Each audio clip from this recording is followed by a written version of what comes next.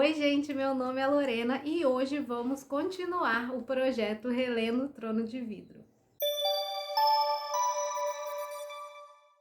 Então, gente, chegamos ao livro 3, A Herdeira do Fogo. Eu digo livro 3 porque tem a Lâmina da Assassina, que eu não considero como parte da série regular, né? Um livro extra.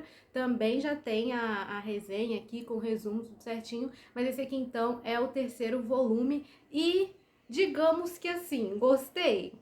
Talvez nem tanto, mas vou fazer aquele esquema de fazer o resumo e depois no final falar a minha opinião. Se você quiser pular direto para a opinião, é só ver aqui embaixo o tempo que eu vou deixar dividido e o resumo vai ter spoiler. Vou deixar a capinha aí na tela para não ficar espelhado para vocês. Então tá, o Cal, no finalzinho do livro 2, ele manda a Celaena ir para o Wendling, supostamente para protegê-la do rei, e lá ela teria que matar a família real. Mas lá ela decide que não vai matar a família real, muito pelo contrário, ela vai procurar a tia dela, a Maeve, que é a rainha dos feéricos, para descobrir o que ela puder informar sobre as chaves, né, que o rei tá reunindo para abrir portais e dominar exércitos de criatura. Então o rei tem duas chaves e a Celaena quer descobrir o que ele pode fazer com essas chaves e supostamente aonde está a terceira para tentar parar o rei. Ela nunca conheceu essa tia dela, a Maeve, porque a mãe queria esconder os poderes que a Celaena tem, que aos poucos, ao longo desse livro aqui, a gente vai conhecendo quais realmente são os poderes que ela tem,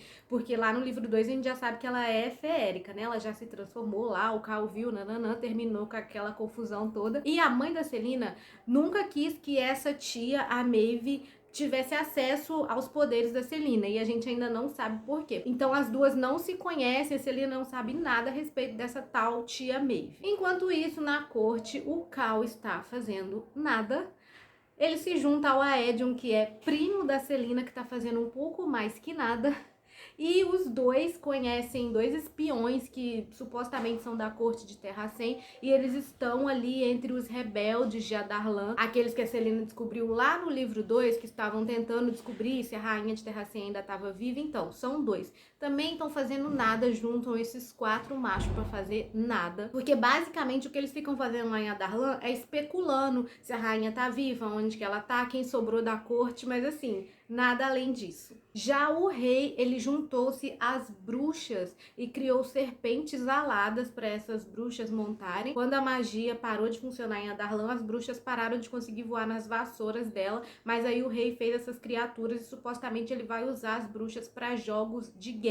Até o momento, no início do livro ali, na história, a gente não sabe do que se trata esses jogos de guerra, mas a gente sabe que as bruxas estão do lado do rei. E aí são 3 clãs de bruxas que estão reunidos ali num desfiladeiro, num lugar bem longe, e lá elas vão ter que definir quem vai ser, qual clã, né, vai liderar essas serpentes aladas. Tem todo um processo, e a gente acompanha mais o clã das Bico Negros, que a Menon é a líder. A Menon é uma personagem muito interessante e ela quer ser ali meio que a chefona das bruxas, mas ela já tem uma chefe que lidera o clã delas. Ela é como se ela fosse a sublíder, que é a avó. Cada clã tem uma matriarca que conduz, né, essas outras bruxas. Então a gente tem ali o clã das bruxas reunidos, e aí elas têm que encontrar sua serpente alada, né? E é aí que a Menon escolhe a serpente mais fraquinha que tem, digamos assim. E a história dela com essa serpente, o nome da serpente é Abraxos, é até bem bonita. A gente tem ali uma, nem sei se é uma desconstrução ou uma construção da Menon,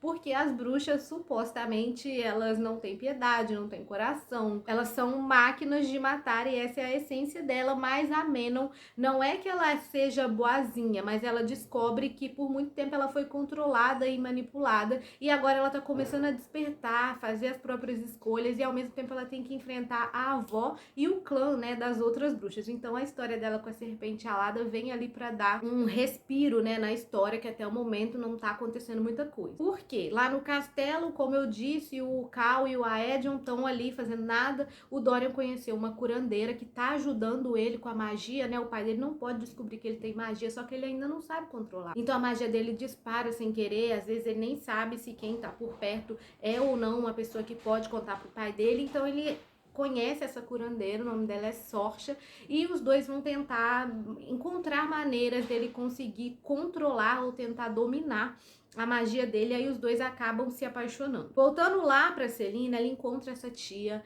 A princípio, o encontro delas é muito frio e é óbvio que a Maeve não vai entregar tudo que ela sabe assim de bandeja pra Celaena. A Maeve, ela governa Doranelle, que é um lugar onde só vivem feéricos e feéricos que supostamente têm algum poder. Mas a Maeve não encontra a Celaena lá em Doranelle. Ela diz que ela só vai poder entrar em Doranelle se ela provar que ela é digna de usar os poderes dela, nananã. E para isso ela vai ter que treinar e dominar o poder. E a Maeve então deixa um capanga dela lá, que é o Rovan, que vai ser o responsável por treinar a Celaena. E lá, no caso, é Defesa Nebulosa, que é como se fosse a metade do caminho para Doranelle. Os semiféricos, que são pessoas que a Maeve não considera que tenham inteligência suficiente para entrar em Doranelle, ou que ela sabe que não vão poder servir ela deixa ali nesse lugar, nessa defesa nebulosa, que é como se marcasse o fim do mundo dos humanos para dos semiféricos, e depois dali ainda é que fica Doranelle. Então a Celaena fica ali, ela tá como sempre naquela depressão, naquela autopiedade, que ela deve as coisas para os antepassados e não consegue superar de jeito nenhum a morte da Nêmia, tá ali afundada na depressão e não quer saber de poder, não quer saber de se transformar, não quer saber de treinar, não quer saber de nada. Ela fica ajudando na cozinha, na parte da manhã ela conhece outros semiféricos ali na cozinha, e na parte da tarde ela treina com o Rovan. Rovan é um feérico, ele se transforma e ele é grande, alto e tem poderes, mas no início ele trata ela com muita indiferença, os dois meio que se odeiam, porque o Rovan não queria ter sido deixado ali pra treinar uma menina que, tipo assim, não tá nem aí pra nada. Então eles meio que são inimigos, assim, e ficam brigando, e ele fica forçando ela a tentar acessar esse poder, porque ele quer que ela consiga logo fazer o que ela tem que fazer pra eles irem pra Doranelle e pra ele conseguir voltar pra vida dele. Mas aí começam a acontecer umas coisas estranhas ali, próximo do território de Defesa Nebulosa, e isso vai fazendo a Celaena meio que acordar pra vida, até porque ela tá ali em missão, né? O rei mandou ela pra matar a família real, mas ela ainda não tem notícias do rei, ela não sabe o que tá acontecendo, mas ali estão aparecendo alguns corpos de semiférico, que eles estão assim, sugados, parece que sugaram a alma deles, deixaram só a capa, e isso meio que vai fazendo ela despertar como se fosse um mistério, assim, pra ela resolver. E como ela tá ali com o Rovan, e o Rovan supostamente protege o território, né, protege os féricos, vão os dois ali tentar dar uma investigada pra ver o que pode estar acontecendo. E lá com as bruxas tá uma confusão com esse negócio de serpente alada. A avó da May não quer que ela voe de qualquer jeito, porque ela escolheu a serpente mais fraquinha, que tava com a asa machucada, né, o Abraxos.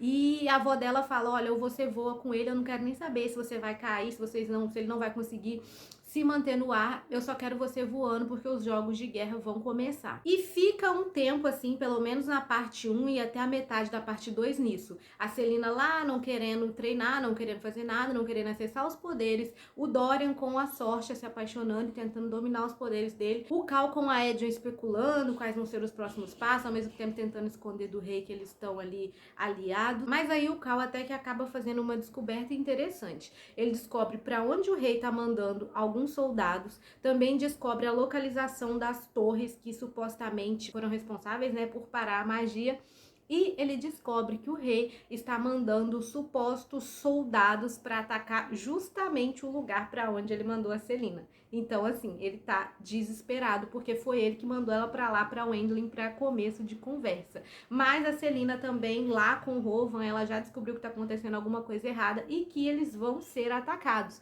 A esse ponto, ela já dominou a transformação dela de humana para férica, tá começando ali a dominar o poder que a gente descobre que é do fogo, e é aí que começa a acender mais a história, assim como sempre na parte 2, que começa a acontecer tudo ao mesmo tempo, e a parte 1 foi aquele marasmo. Mas enfim, é isso mesmo, o rei tá enviando soldados para atacar a defesa nebulosa e para testar essas criaturas que são os Volg, que ele tá criando, né, justamente com essas pedras, que são criaturas tenebrosas que sugam, tipo assim, toda a luz, e você revive seus piores pesadelos e elas se alimentam daquilo. E é aí que uma delas consegue atacar a Celaena e a gente descobre tudo finalmente a respeito do poder dela, a respeito da infância, como a corte dela foi destruída, como foi o último dia dela como Aelin, né, herdeira de Terra Sem, e como Arobin achou ela lá congelando no rio. Tudo isso a gente descobre quando essa criatura ataca a Celina e começa a se alimentar dos piores pesadelos, das coisas que ela guarda, disso que tá deixando ela tão depressiva. A gente vê coisas do Sam, da Neemia, da infância dela, a gente descobre que ela já conhecia o Dorian. O rei foi fazer uma visita na corte quando ela tinha 7 anos ou 8 e o Dorian também. E foi lá que o rei conseguiu, o rei queria muito, né, ver qual que era esse poder dela. E supostamente foi o rei que mandou matar os pais dela. Ela não se lembra muito do que aconteceu naquela noite, ela só lembra dos pais terem fugido com ela, porque justamente quando o rei estava na corte, ela deu uma demonstração do poder dela de fogo. A mãe dela tinha um poder de água e tudo isso foi feito na frente do rei. Então a mãe dela ficou com medo, né, do rei querer fazer alguma coisa com ela. Também queria afastar ela da corte, com medo dela destruir tudo, então eles acabaram indo para a casa de campo deles, mas lá alguém foi enviado para matar todos, porém não conseguiu matar a Celina, só os pais. E aí é quando ela foge, cai no rio e o Arobin encontra ela, né, pequena, e leva ela para ser treinada em Adarlan. E é ali que ela deixa tudo para trás. Mas agora ela está sendo obrigada a reviver tudo isso que durante 10 anos ela enterrou dentro dela, por essas criaturas que estão forçando ela a pensar em tudo isso. E é aí que a gente, como leitor, vai conhecendo a história, através dos pensamentos que ela vai tendo ali, que ela vai revivendo as lembranças. E aqui tem duas coisas importantes. Enquanto a Celina tá ali meio que já querendo se entregar, ela lembra de uma coisa: a mãe dela usava no pescoço. A Celina é descendente de várias pessoas importantes. A mãe dela usava um medalhão no pescoço com a imagem de um cervo que é o símbolo de Terracem, que supostamente está ali para você nunca esquecer o caminho de casa. E quando elas foram para essa casa de verão, a mãe dela deu esse medalhão para ela.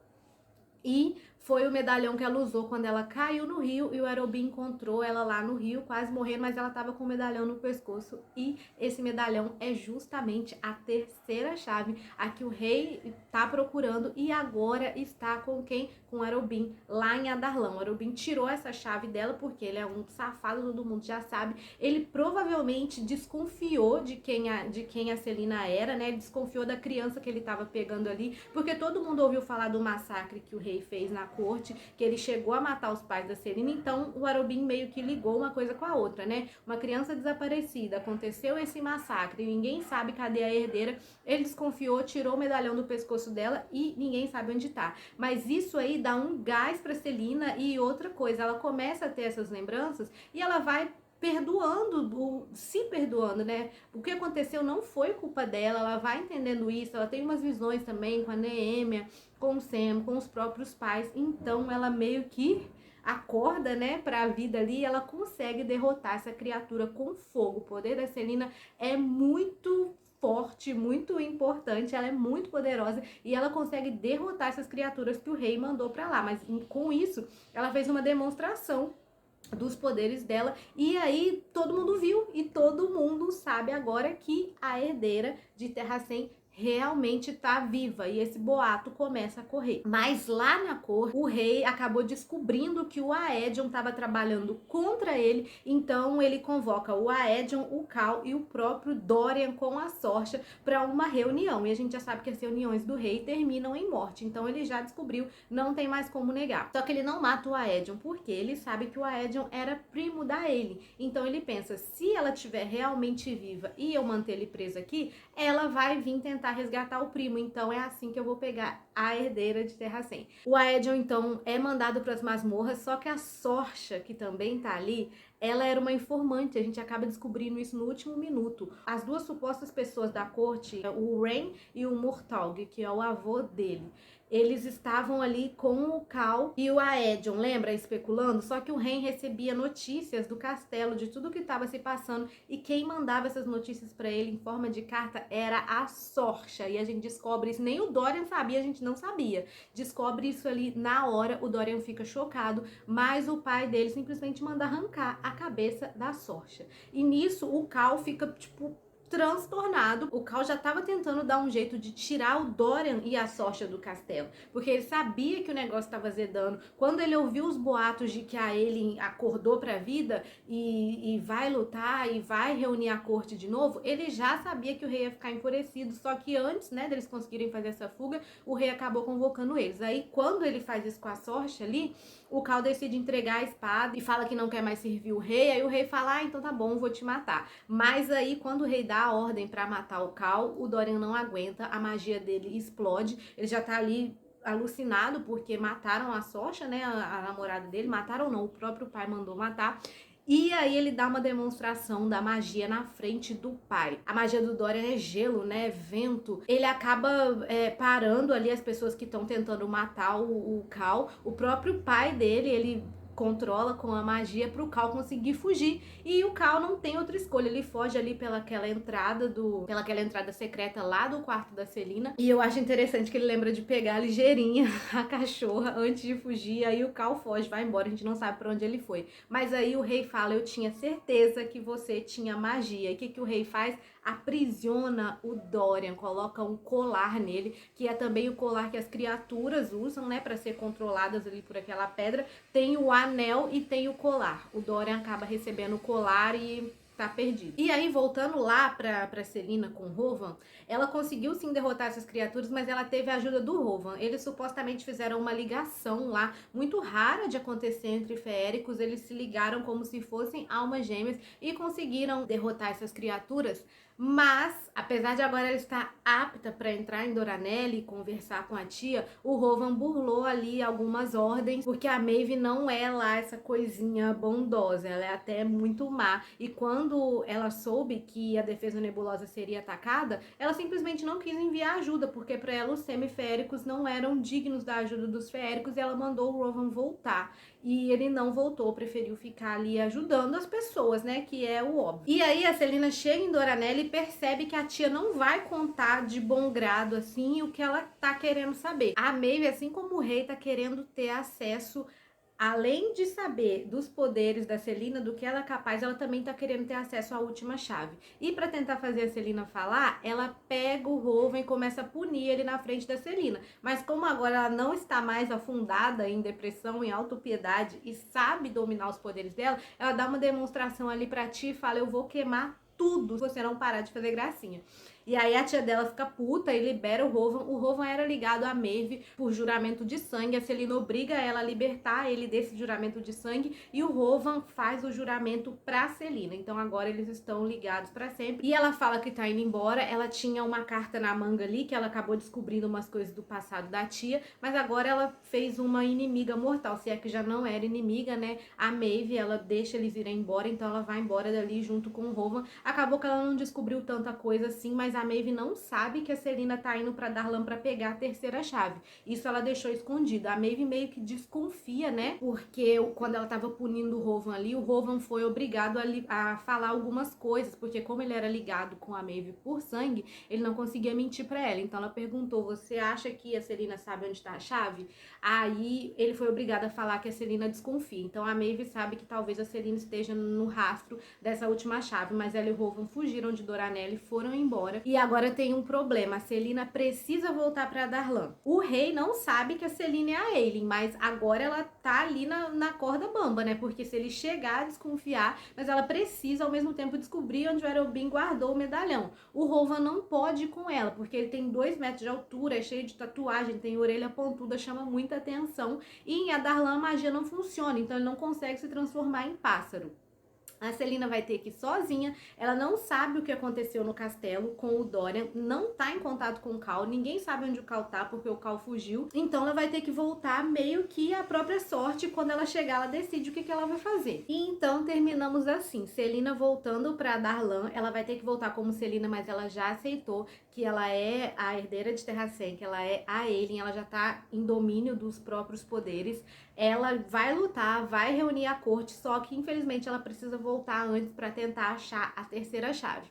O Dorian tá aprisionado ali pelo colar, né, pelo próprio pai. O Cal teve que fugir e o Aedion tá preso. Então a gente termina aí com esse belo gancho para tudo acontecer aqui em Rainha das Sombras. Mas agora eu vou falar o que eu achei, né? A minha opinião sobre A Herdeira do Fogo. A narrativa, como sempre, a primeira parte poderia não ter existido, porque é muito arrastada, muita gente fazendo nada, muita coisa não acontecendo, enquanto a história poderia começar a ser desenvolvida desde as primeiras partes, sabe? Se não fossem os capítulos da Menon ali, das bruxas, gente, ia ficar muito morno, porque as bruxas que dão uma aquecida assim no negócio, porque o Cal não tá fazendo nada, a Celina não quer saber de fazer nada, o Dorian muito menos, então assim, nada acontece. Esse Cal é muito inútil, ele fica nessa historinha, eu quero proteger, mas ele não faz nada de efetivo, sabe? Sei lá, quando a narrativa tá na parte do Dorian, parece que não anda. O Aedion até que ele tenta fazer algumas coisas ali, ele engana o rei, né, finge que tá do lado do rei, mas não tá. Só que, tipo assim, não acontece nada. E o que me irrita é essa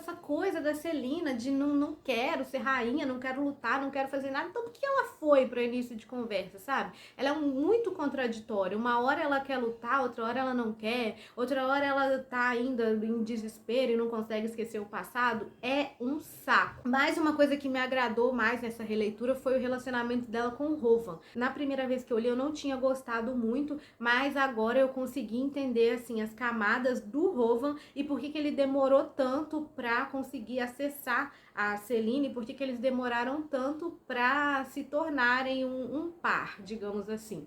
É porque ele também não tinha muita paciência com essa chatura dela, entendeu? Assim como eu. O que na primeira vez eu acabei não percebendo, mas nessa vez é nítido que o Rovan, tipo assim, não queria estar fazendo aquele serviço e principalmente com uma menina que não tava nem aí pra nada. Até o Dorian com a Sorcha foi mais útil do que a Celina, o Cal e aquela turminha ali. Sério, eles ficam muito na inércia, muitas partes do livro até o negócio começar a pegar fogo de verdade. Mas, como sempre, depois da metade as coisas começam a andar e eu tenho esperança pra Rainha das Sombras, porque tá até escrito aqui atrás: você já conhece a assassina, é hora de encontrar a rainha. E é a rainha mesmo que eu quero encontrar, que eu quero que ela comece a agir de forma que ela tem que agir. Não quero mais ver ela, porque eu não quero, porque eu tenho medo dos meus poderes, porque o que aconteceu há 10 anos atrás, sabe? Chega, vamos ver se aqui nesse livro muda, porque até agora tá um saco. A Celina, sinceramente, decepção. Eu continuo gostando muito dessa história, continuo admirando a criatividade da Sarah J. Maas. Ela escreve muito bem, apesar de às vezes parecer muito parada a história, só que o problema foi essa personagem dela. Acho que essa reconstrução da Celina é arrastada demais, as motivações dela às vezes são fortes, às vezes são fracas, e nem ela sabe o que ela quer direito. Isso prejudica o desenvolvimento da história, prejudica o desenvolvimento das outras personagens, porque meio que fica todo mundo ali em suspenso, esperando pra ver o que a Celina vai fazer, e ela não desenvolve o Cal, os outros, sabe? É a impressão que eu tenho. Fica todo mundo muito especulando e ninguém reage, sabe? Enfim, vamos ver se agora no livro 4 isso muda de figura, já que a Celina resolveu assumir que ela é a herdeira de Terracem e que ela vai sim lutar. Rainha das Sombras tem exatamente 640 páginas. Então eu espero que todas essas questões sejam resolvidas, né? Que a gente tem muito pano pra manga. Tem que descobrir aonde o Erobin guardou essa chave, tem que libertar o Aedion, tem que saber pra onde o Cal foi, tem que saber como o Dorian tá sendo controlado ali pelo pai dele. Então não tem por que a história ficar no marasmo, já que agora a gente também tem o Rovan, tem as bruxas. Então, assim, tem muito pano pra manga e eu tô com a esperança de que a partir do livro 4 essa história comece a ficar muito boa. Porque apesar de ter dado 4 estrelas pra Herdeira do Fogo, não foi porque a história é maravilhosa, porque os personagens são maravilhosos, não. É porque eu consigo enxergar potencial na Sarah J. Maas, essa escrita, essa criatividade. O problema tá na personagem e não na história. Mas é isso, tá? Eu tô com esperanças, vou continuar a série, ainda enxergo muitos problemas na Celina, não acho mais que ela seja uma personagem tão boa quanto eu achava, mas isso eu já falei lá nos outros vídeos, que inclusive quem não viu a playlist com todos está aqui embaixo. E eu quero saber a sua opinião, se você também concorda comigo ou se você acha que a Celina é uma personagem sim muito boa. Deixa um comentário aqui embaixo se você não leu também o livro 4, quais são as suas expectativas. Eu vou ficando por aqui, não esquece de dar um like nesse vídeo e se inscrever no canal. Se ainda não for inscrita, me seguir lá nas redes sociais, meu Instagram eu tô sempre falando das minhas últimas leituras e até o próximo vídeo.